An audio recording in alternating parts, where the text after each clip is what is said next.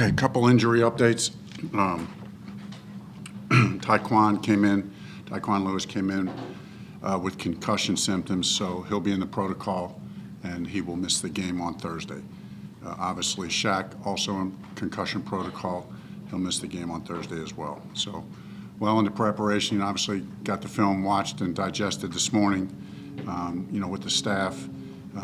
On to Denver. Disappointed with yesterday's results. Slow start. Came back, gave ourselves a chance, but weren't able to finish it.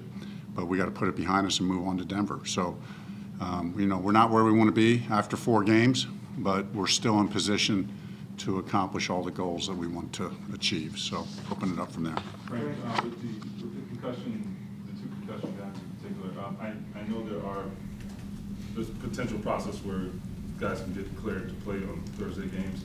I'm not suggesting that you should do that, but did you guys just make a unilateral decision they're not playing, or because normally that wouldn't be made so early, that decision wouldn't be made so early? On a Thursday game, it might be typical sometimes to make that. So, yeah, these decisions were already made.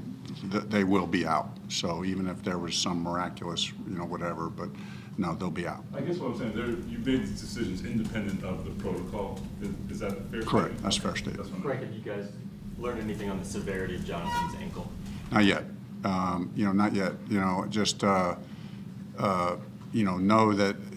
that we just have to evaluate it in the next couple of days. I haven't spoken with him yet today, so we'll see how it goes this week.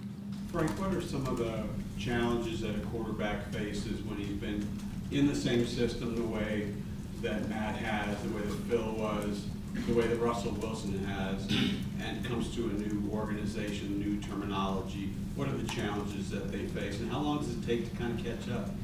Yeah, there's the language. The language thing is, there's always a little bit of a thing with that, but these guys, it's just a matter of translating, right? I mean, you've been in the system for a long time. You've always called it something, so you just got to be able to make that transition. And then, really, what you're looking for, Bob, is when you stop thinking of it like, oh yeah, that's what we used to call this, and now it's like, oh, this is what we call this. And sometimes. I would say it's usually about this time. You got a handful of games under your belt, been in the live action, so I think we'll continue to make progress there. Traditionally, you guys have been a team that started fast in your first 4 years. How do you handle when the processes that you've had success with in the past aren't producing the same success? Yeah, no, it's hard. These poor starts have been, you check everything, Well, we know what our process is as far as, what we've done and what's worked for us. But you always have to look to adapt and adjust, and that's what we're continuing to do. So, we got to find ways to finish we've had a couple opening drives that looks like we got it going. We got over midfield, and then end up with a turnover or drive-stopping play. And then, on defense, we've played well, but they've scored early. So, and then we've been great in the second half. So, we got to tighten that up. When you look at the tape, Frank, you guys, there's so many times when you're trying to run the ball in the A or the B gap, and there's a free rusher or there's a penetration, and it's just so repetitive. And the 3rd and 2 is a perfect example. When you watch the tape, what are the issues there? Does that need to be coached different? Do you need to scheme different? Because you're not going to do anything if you can't protect that area. Yeah. As you guys know, you guys know well, you guys all watch the tape, you know a lot of what you're talking about in this stuff. So it's a lot of times in the run game, they have sometimes one more guy than you have. And a lot of times your players are out leveraged. And when you run combination blocks, it's a question of, hey, we got to get movement on one block and then get off onto the other guy. So, we could go through play by play, which I know you're not asking me to do. The bottom line is, I just think we have to. It's all of us, right? We gotta coach it better. We gotta scheme it better. We gotta play better. We gotta have better leverage. We gotta be more physical, and that's what we're working on doing. Frank, with the slow starts in the run game, I assume they're intermixed.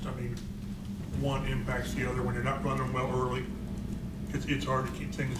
Well, yeah, we're in a lot of second. If you go back and look at all the, when we run it on first down, a lot of second and longs, and then some third and longs. So, I feel very confident, we're going to get the run game going. So we've had a good process.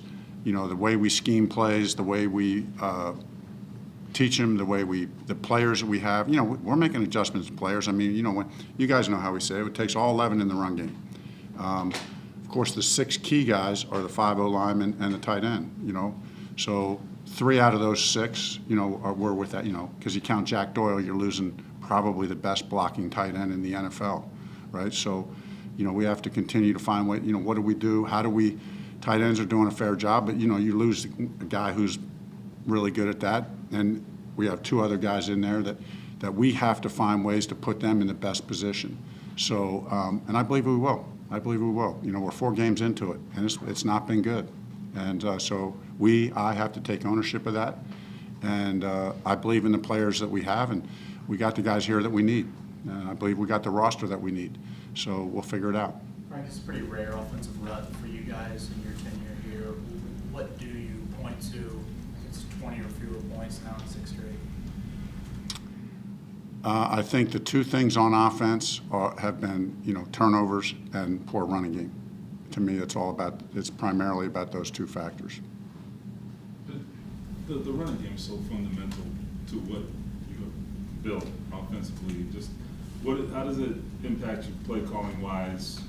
I mean, you've worked on this, like you said, a process for 4 or 5 years. Just where does that kind of leave you when you game plan and the whole process when that is the issue? I mean, that's what you're always trying to do as an opposing team. You're trying to take away what they do well because of the feeling that you get when you do that. So when a team's able to take away our run game, does it make it harder? Of course it makes it harder. But, I believe we got a quarterback who has faced that in his career and can overcome that.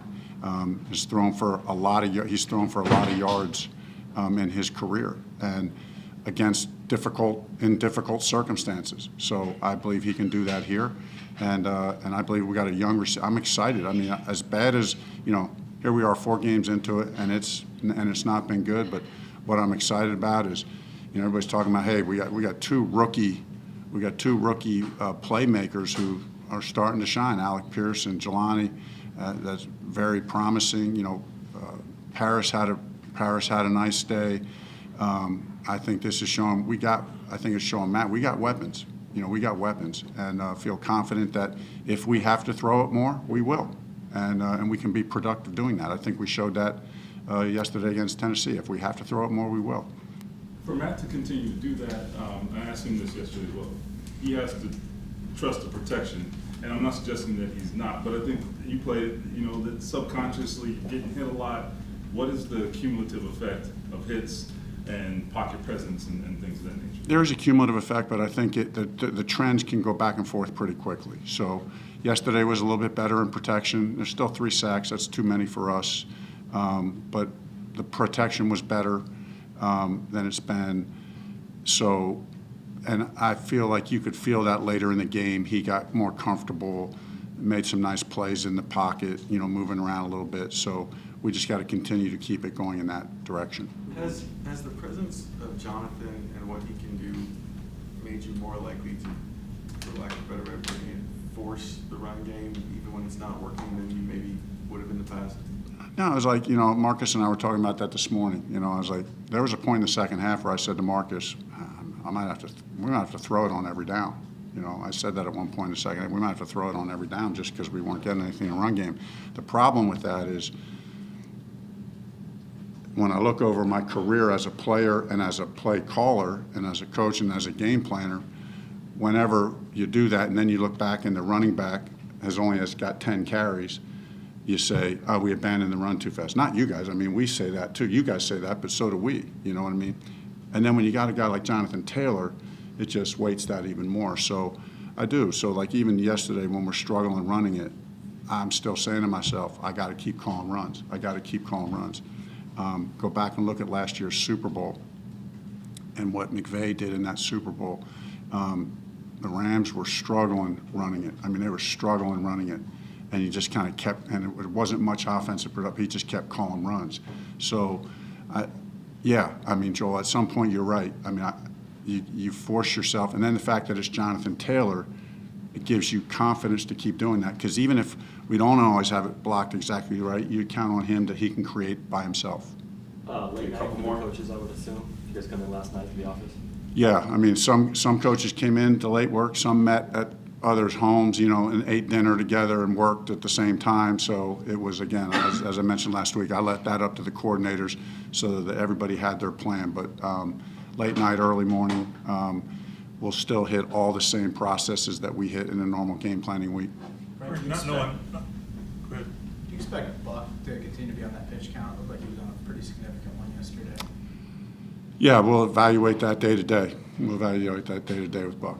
With Jonathan Taylor, we'll see how the week goes, but is Philip Lindsay maybe worked into the equation this week? Just Yeah, I would say if JT's not up, Philip will work into the equation. Was it close? Yeah, last one here. Was it close to Buck not playing? You guys brought. Yeah, I would say it was. And It was close to him not playing. It was a credit to Buck that he kind of fought through it and he kept working. As you guys know, it's rare that a guy doesn't practice all week and we let him play. But basically the pitch count was play most of the third downs and play a little bit in the red zone. Play a little bit in the red zone, and Buck just got comfortable with the brace and testing it out where he felt like he could do that. So hopefully he can continue to advance.